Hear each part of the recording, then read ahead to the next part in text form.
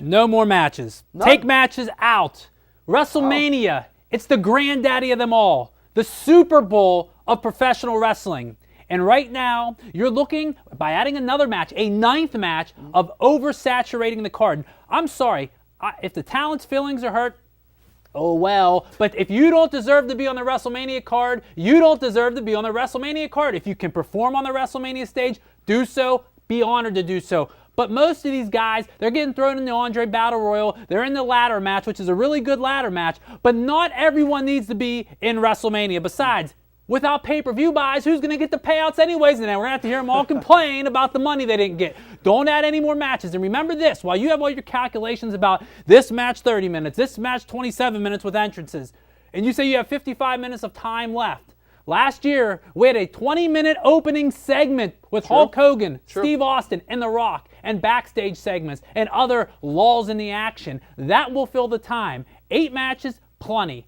Cut it out. Well, the thing I would say is you can add one more match, but one opponent of the match that I would suggest has already been put into another match.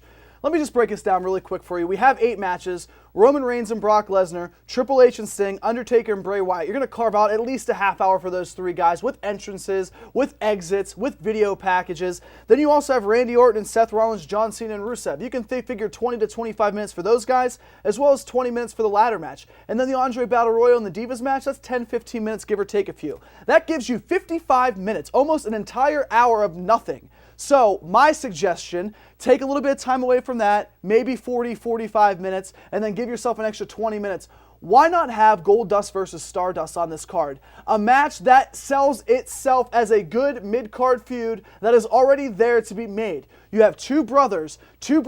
One has been established in WWE for such a long time, and one guy who has no identity, whether it's a mustache, a mask, a paper bag, or now the paint of Stardust. Cody Rhodes deserves a WrestleMania match that's not a ladder match. In this feud, if you insert Dusty Rhodes, could be really good. It could be just as good, if not better, than Matt Hardy and Jeff Hardy in an Extreme Rules match at WrestleMania 25. They have the brother versus brother that is always going to sell for me, Brian. What's the one thing Justin always says?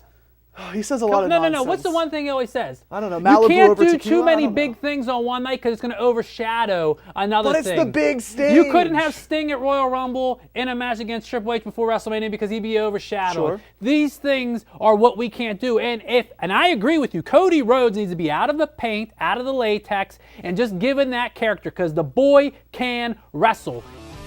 If you want to hear the rest of this conversation, see the cast members getting beat up in the ring, and get behind the scenes footage, make sure you subscribe.